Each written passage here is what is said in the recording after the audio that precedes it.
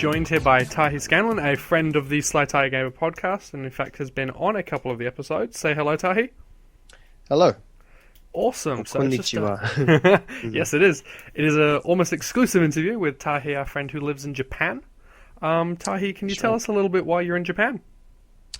I moved here 2 years ago to not only further my Japanese studies, but also to teach English while I was doing it, because it's what most people do when they move here, to not only gain access to this country, but also just to get work experience in general. So yeah, it was mostly to improve my Japanese, because I needed it. But yeah. From the fact that you've spent 2 years there, I'm assuming you're enjoying it? Oh yeah, like I don't want to go home. Simple as that. I want to continue to live here and work here, and more importantly, continue to use Japanese, because I spent too long studying it to not continue to use it. It just feels like a waste to me. So, yeah, it's a big reason on why I'm still here. Well, at least you're using your linguistics degree. We may have studied together, but at least you're using yours. Somewhat, yeah.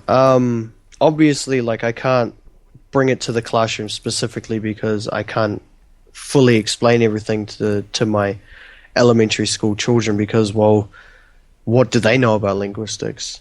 And also the staff that I work with, I'm like, do you know what these words mean? And I'm using the linguistic terms in Japanese. Yeah. And they're like, what's that? And I'm like, okay. I just give a little bit of a sigh and just move on.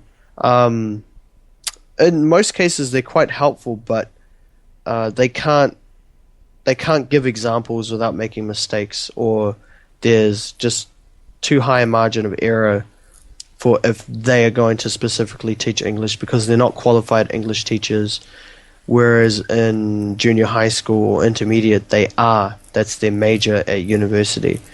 So there is a difference there between my job and a different, what is known as an ALT, assistant language teacher on the JET program.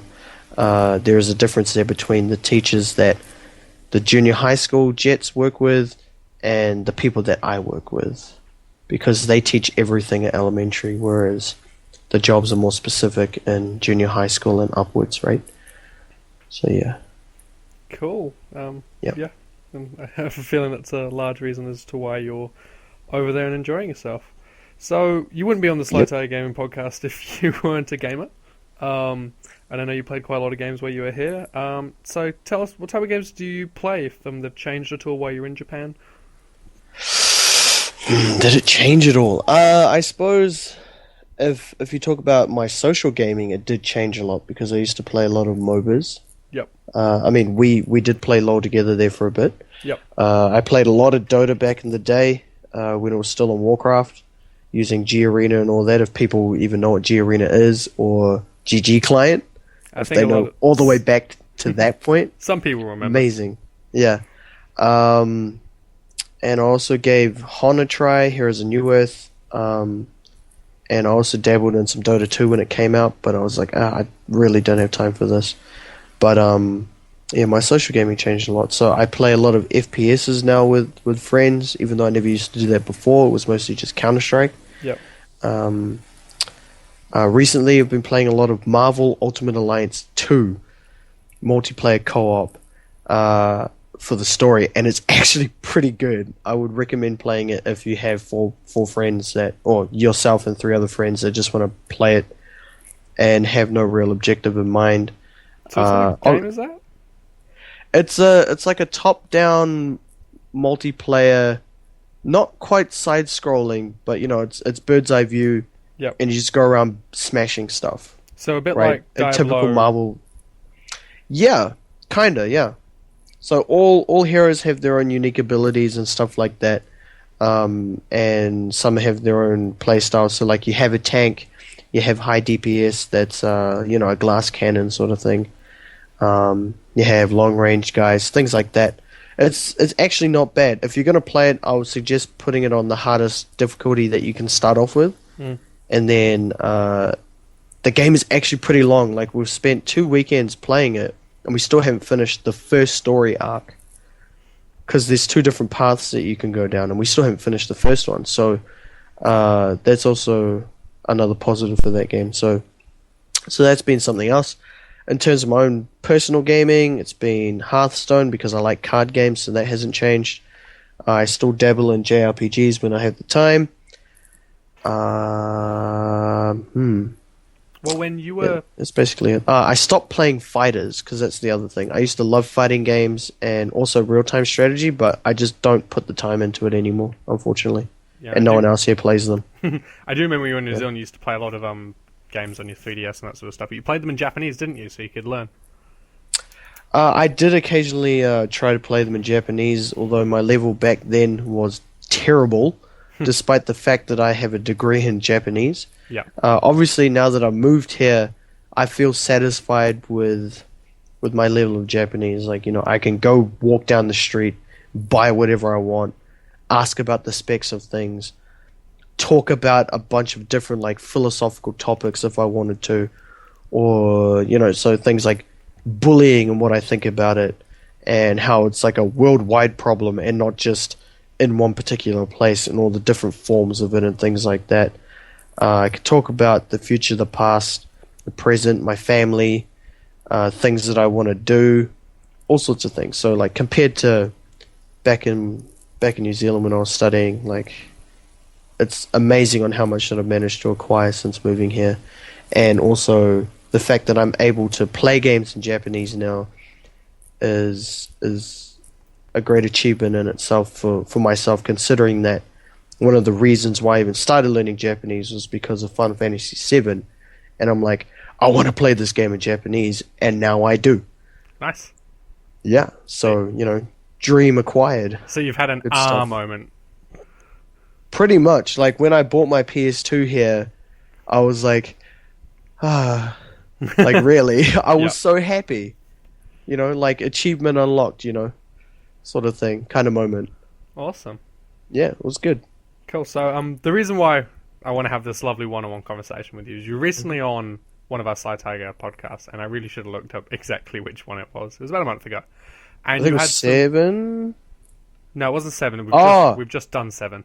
Was that number 4 or 5? Like I said, I don't know. I really should have looked it up. Yeah. Maybe anyway. I'll dub over myself. But you had some really interesting insights, and I always found it quite interesting.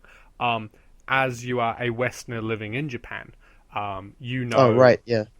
Sort of the actual truth. Like the media does spin it left, right, and center, and I know for a little bit of a dunce like me, the Western media confuses me because they say Japan is this massive gaming powerhouse, and yet it isn't, and yet we've got all these games coming out in Japan first, which makes me think, oh, it is a big gaming powerhouse, and then I've got other people saying, it's really not. And like I had a friend who was also on the Jets program, who is David on the who's a guest also on the Sly Tiger Game podcast. He did Jets for a year, and he was saying, there's parts of rural Japan that have only just got washing machines and stuff like that. And so, there's parts of Japan which are actually quite technologically backwards. So we can't expect them to have, PlayStation 3s and yada, yada, yada.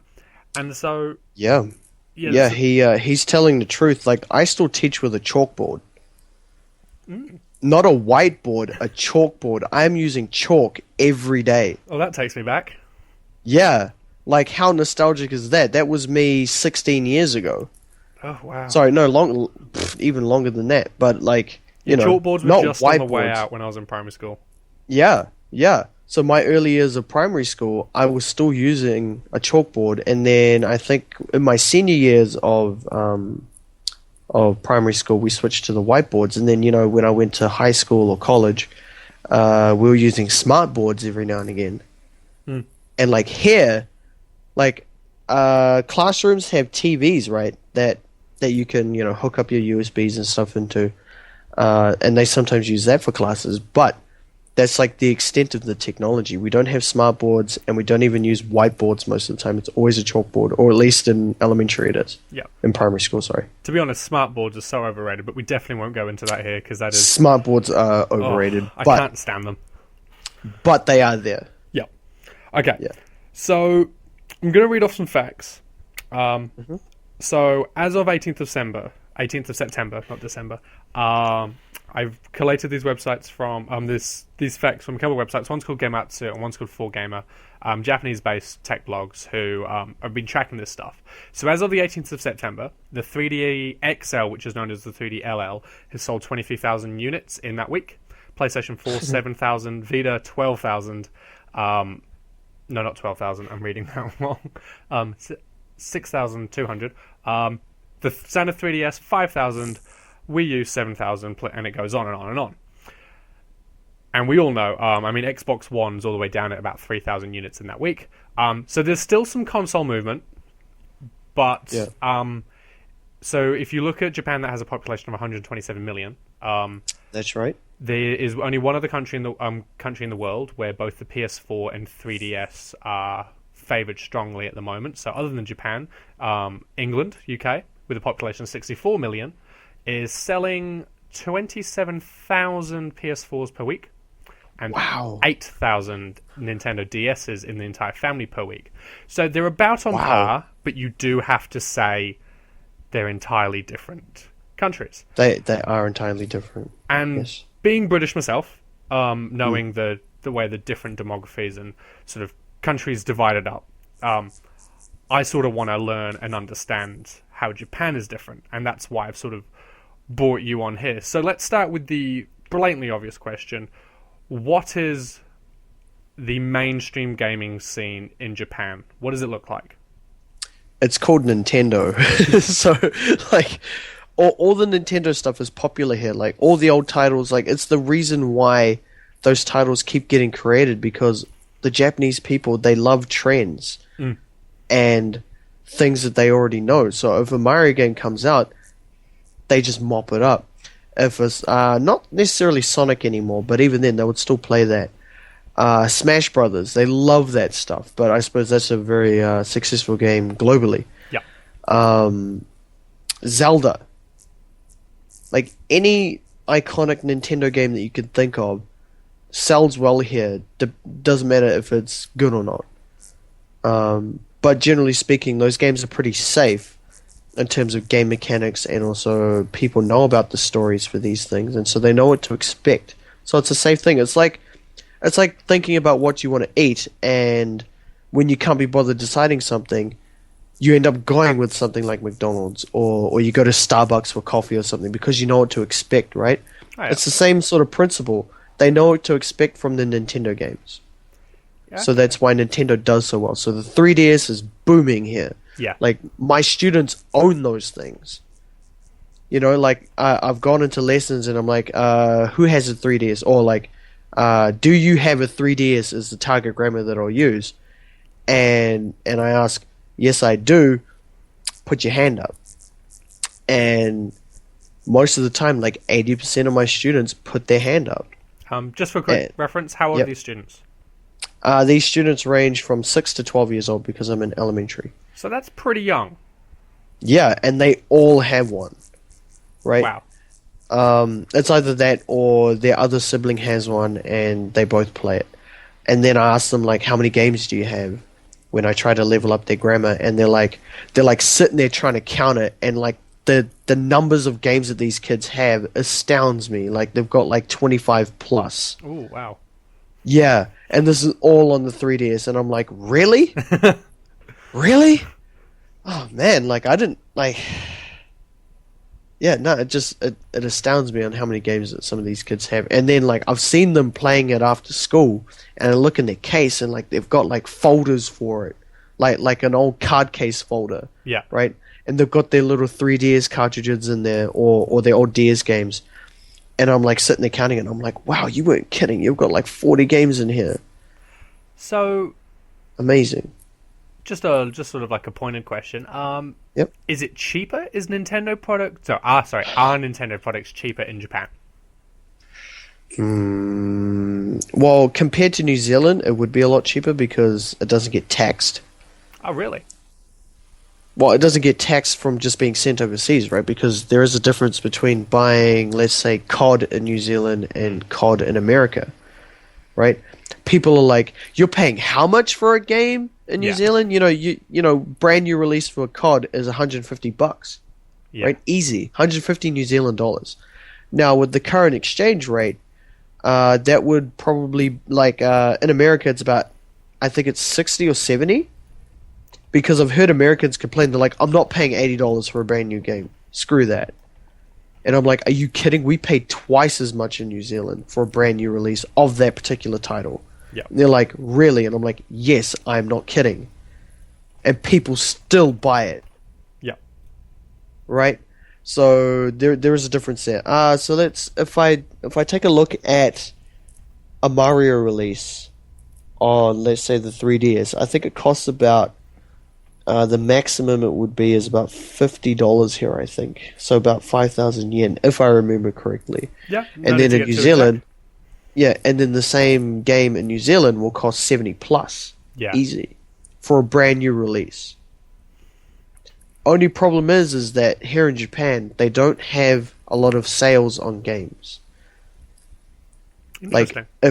So like Mario Kart, because it's a popular game, it will stay at $40 and it will never go down.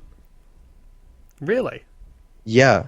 So like is that it might be thing? released at 5,000 and then slowly work way down to 4. But I've seen pre-owned versions of this game and it's not under 4,000 in most cases. Is that because, I mean, normally that model to me would scream supply and demand, Yep. High demand, low supply. Is there a shortage of these sort of Nintendo classics in Japan? Of the brand new releases? No. Right. No. But they know that it's going to sell at some point because someone will want it. Yeah. Yeah. So like in the West, they'll release a game, they'll ream you for it, right? They'll just absolutely ream you for it, and they'll release it at like 120. And then like 4 months later, you'll see it for 80. Yeah. Right? That doesn't really happen here. Mm. Like, not at all.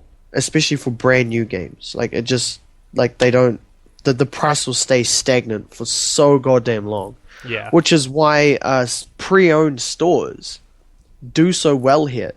Because they will undercut the brand new game prices. Somewhat. Yeah. Depending on what kind of Pokemon you buy,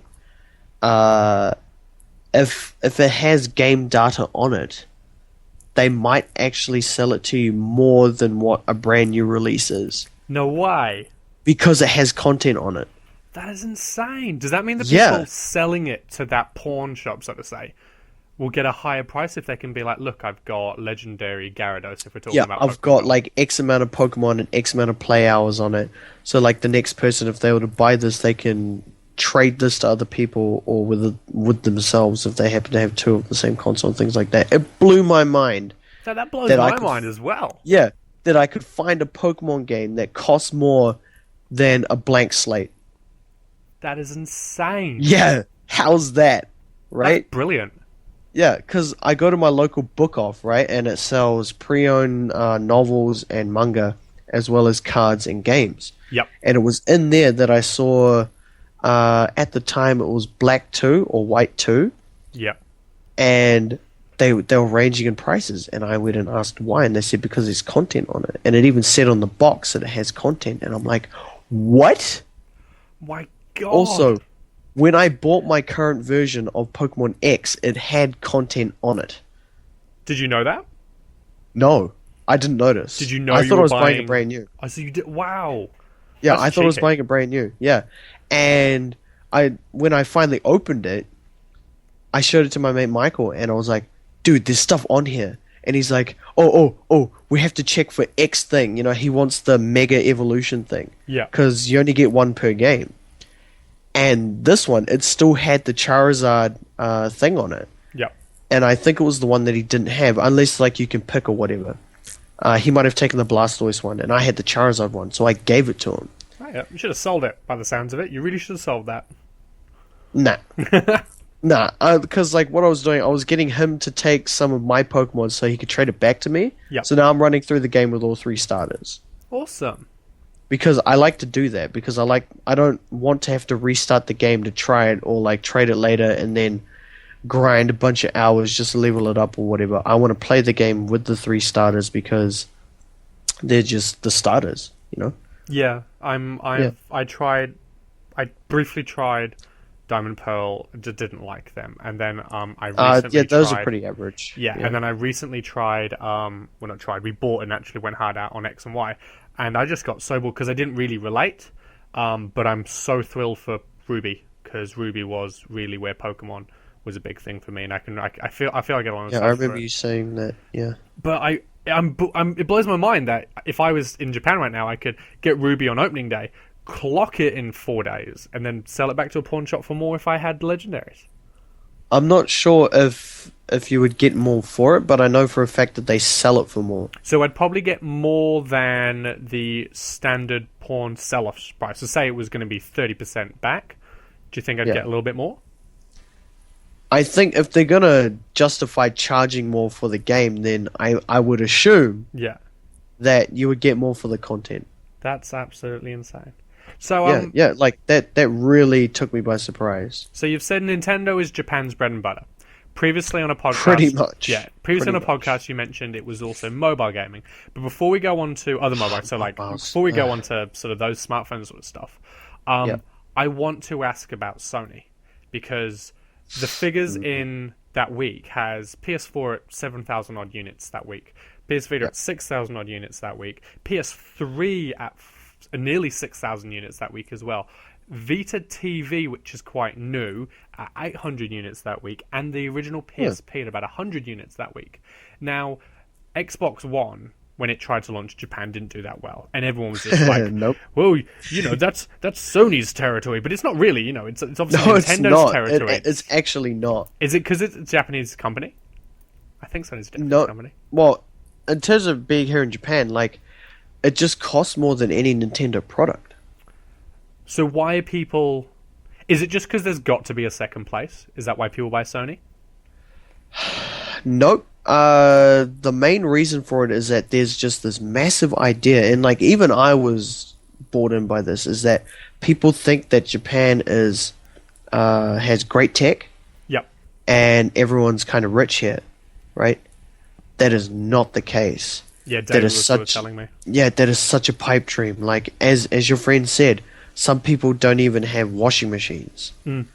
It's a fucking washing machine. Yeah. Right? Like, who doesn't have one of those except for, like, maybe people back in Africa and also maybe the Middle East. But in terms of Western and first world countries, that is unheard of.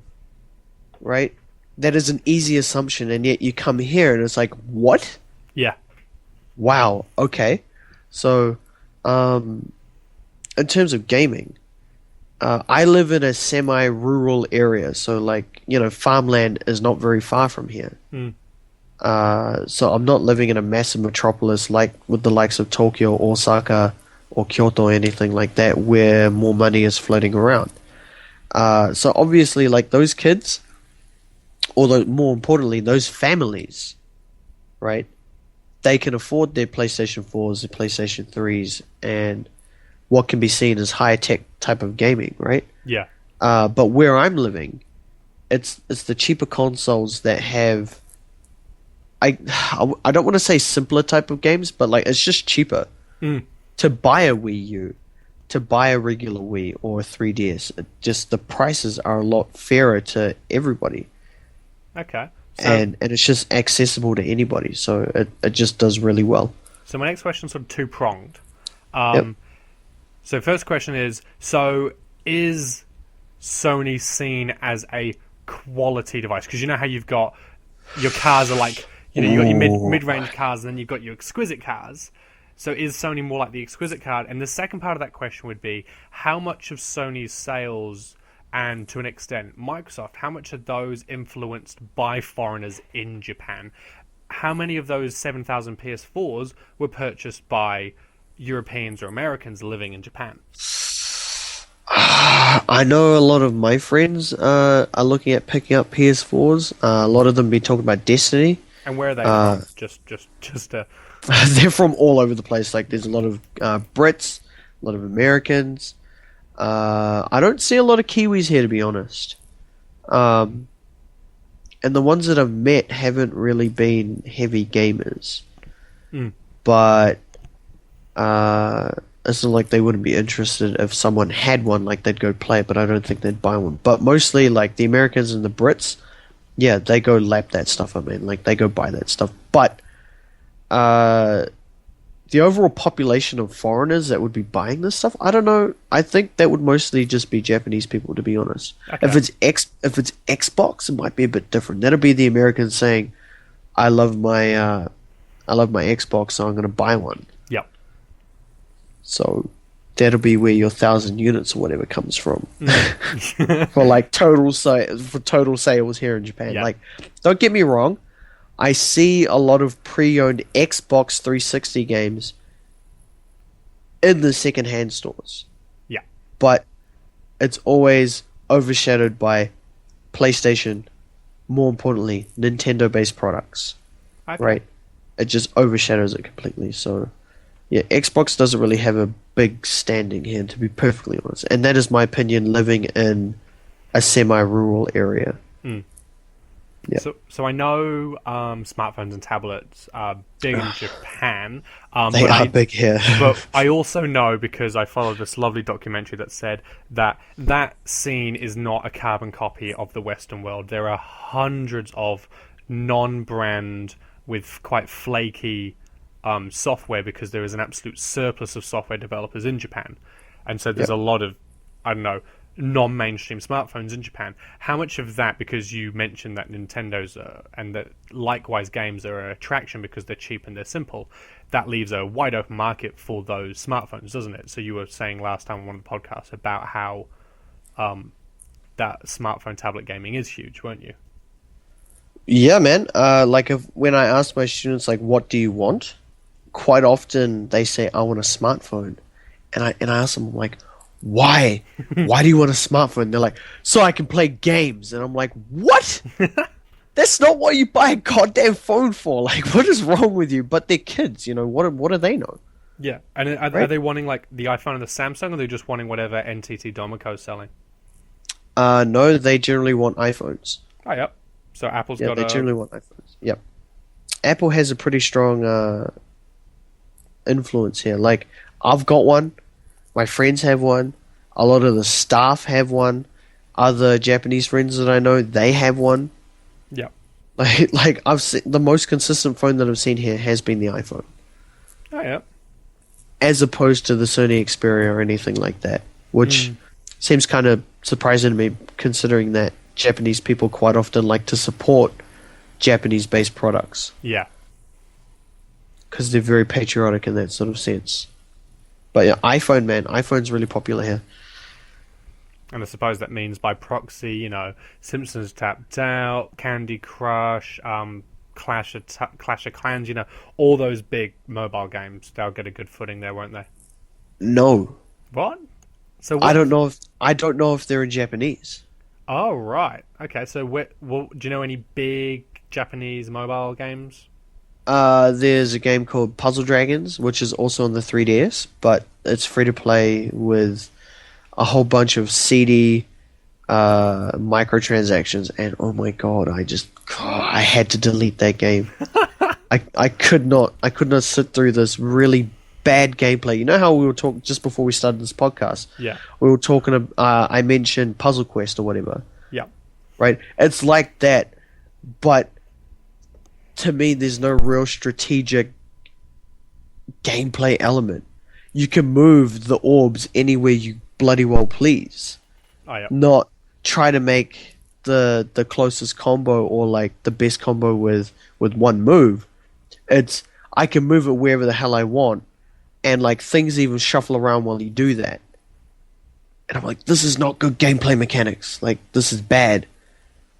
So I deleted that game. Like my students asked me the following week, they're like, hey Tahi Sensei, have you still been playing this? And I'm like, no, I deleted it. And they're like, what? I'm like, yeah. Why?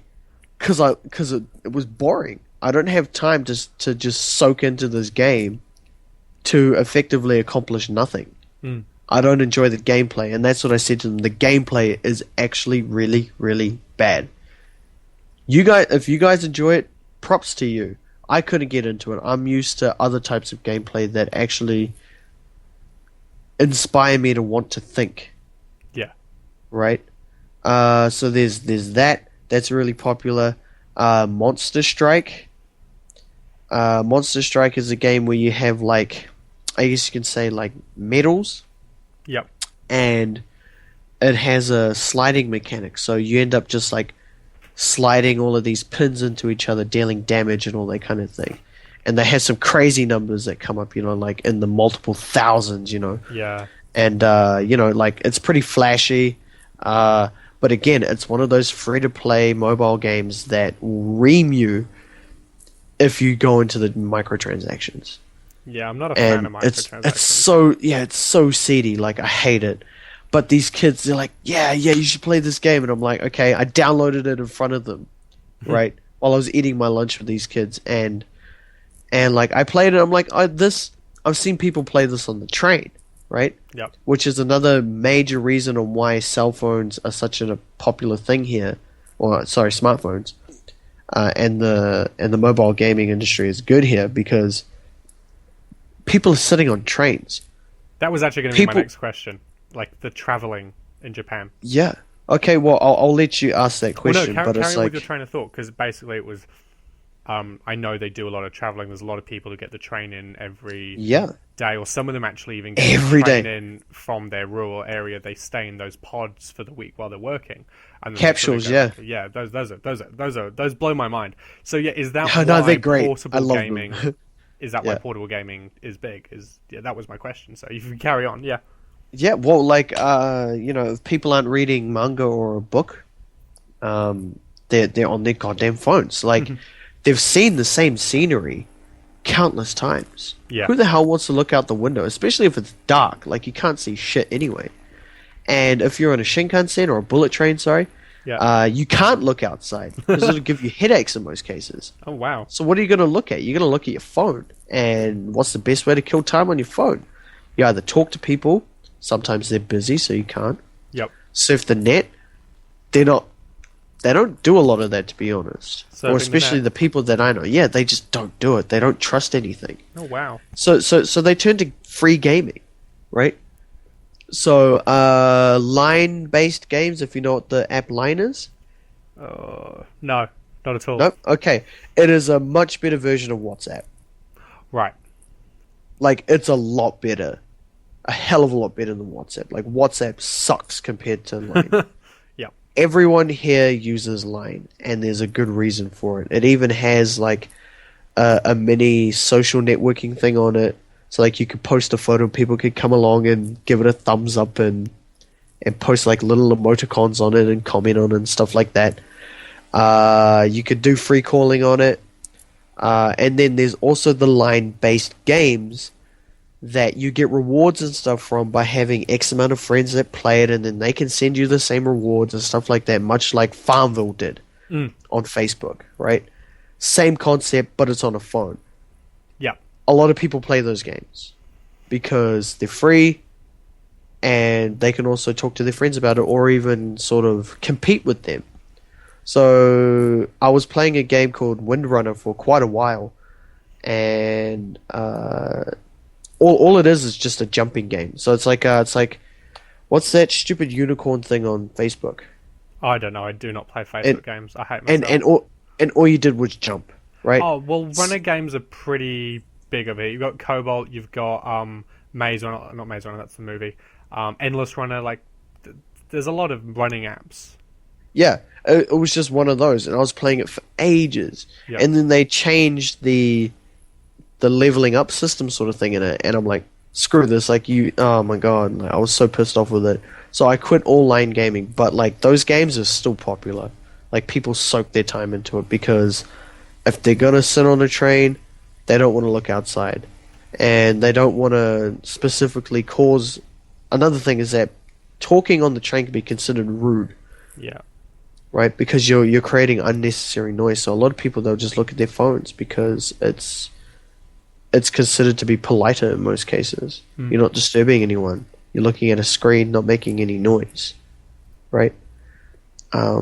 So like, yeah, there's definitely a big niche here for mobile gaming, just for those exact reasons, Yeah. right? So yeah. So my next question. Mhm.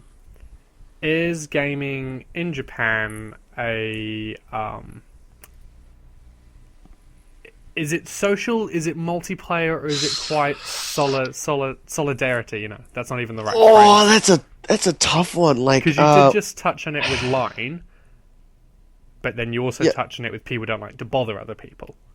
Okay, well, okay. The thing with the line games is that it's always one player, Yeah. but you compare scores, right?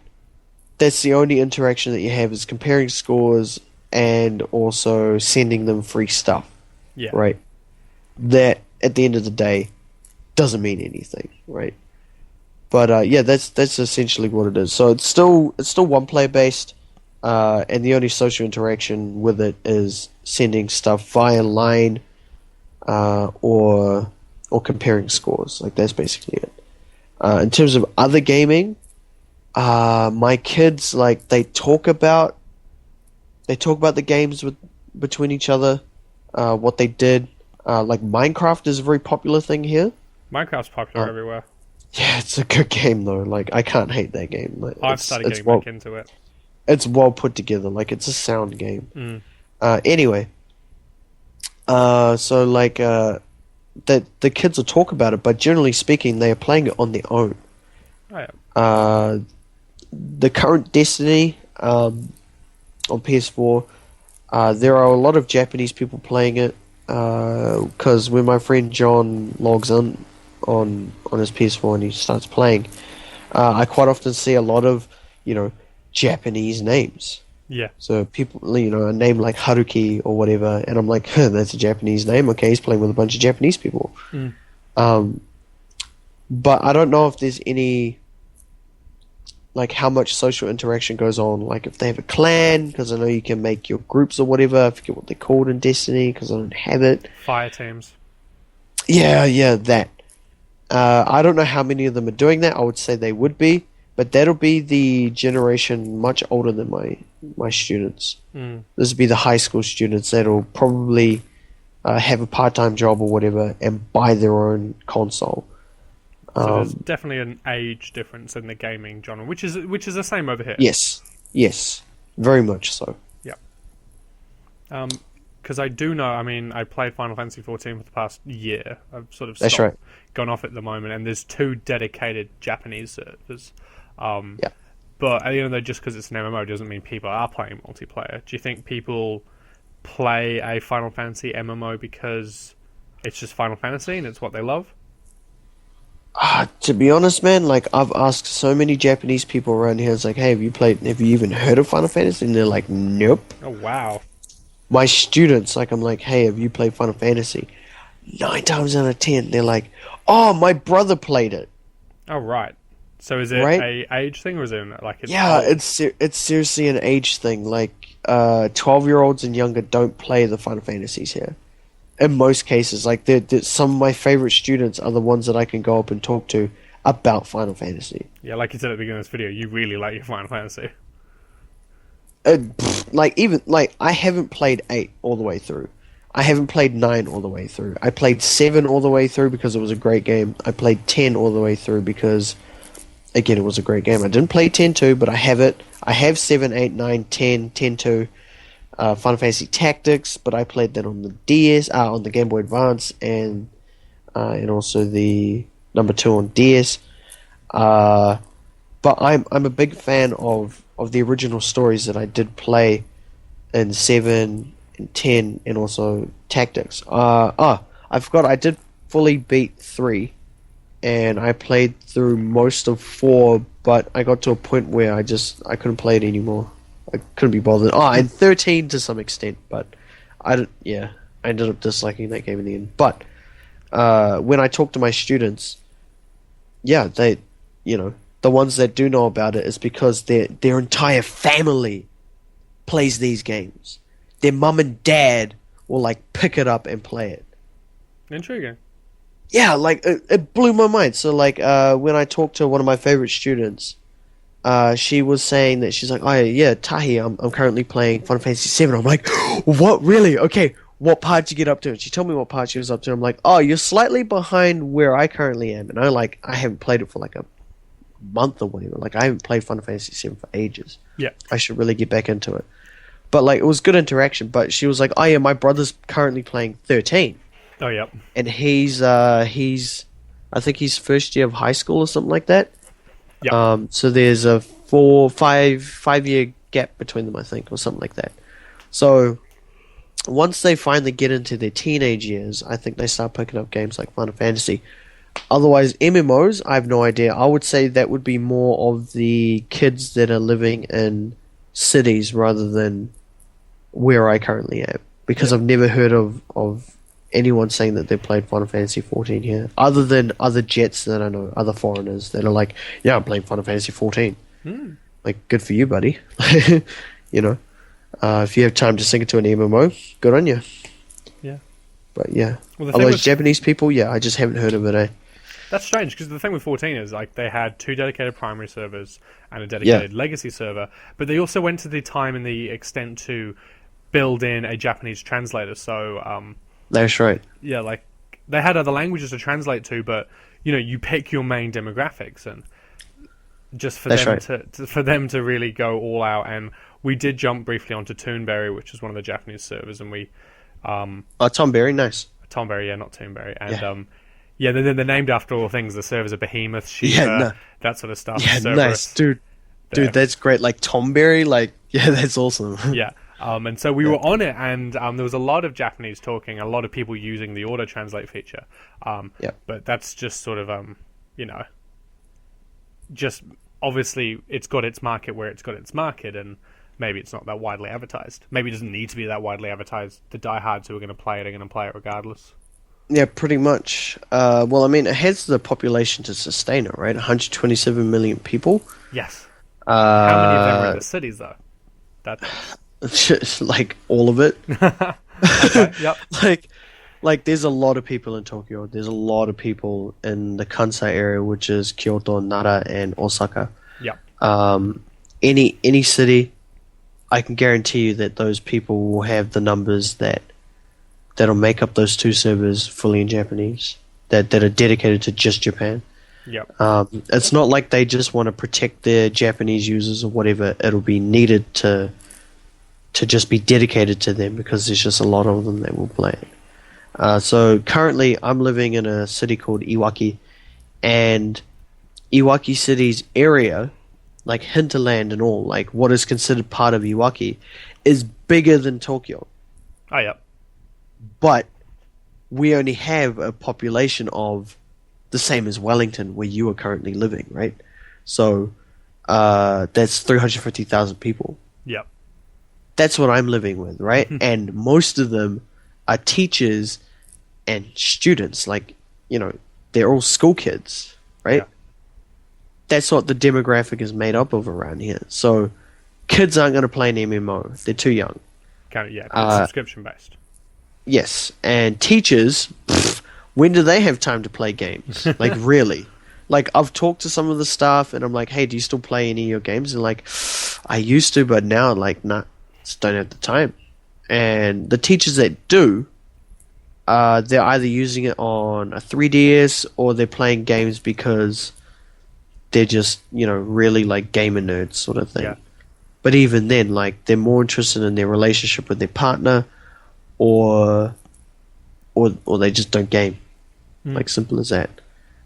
So yeah, there's quite a big difference there between what I see and what is most likely happening in the cities. Okay, well, thank you very much, Tahi, for those amazing insights.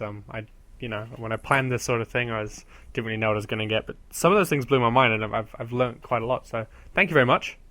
Not a problem, man. Like, I'm surprised that I was able to give as much insight as I did. Well, that's the But, thing. yeah. You're living there. It's like you didn't sit there in your first 3 weeks in Japan and start ticking what's different, what's not, what's different, what's not. It's just what you do Yeah, when you're that's in a right. country. You know, some of the stuff that's different in New Zealand to England is mind blowing to them. British people don't believe you can put a house on a truck and move it. They think you're But joking. you can. You really can. You can, and they do it. And they saw it in half as well if it's too big. And nope, that yeah, they cut it in half. Like, I was like, what? But yeah, I learnt that, and I'm like, okay, Well, now that I'm well aware of it, and I've actually seen photos of it, and like even the places that I've been to, like there was a restaurant that had that. It was cut in half and moved separately, and it was put into a nice rural area that where my grandparents used to live, and it was an amazing little restaurant there. And yeah, it had like all the info on the wall, and I'm like, wow, really? And my dad's like, yeah, they do this. And then I saw it in Johnsonville before I left New Zealand, so Yeah. go figure. Well, they moved a hotel off the waterfront so they could put Te Papa where Te Papa is. So That's right. They'll Yeah. move anything here. So thank you very much, Tahi, and Yeah, not a problem, man. we'll see you on the podcast sometime. Cool.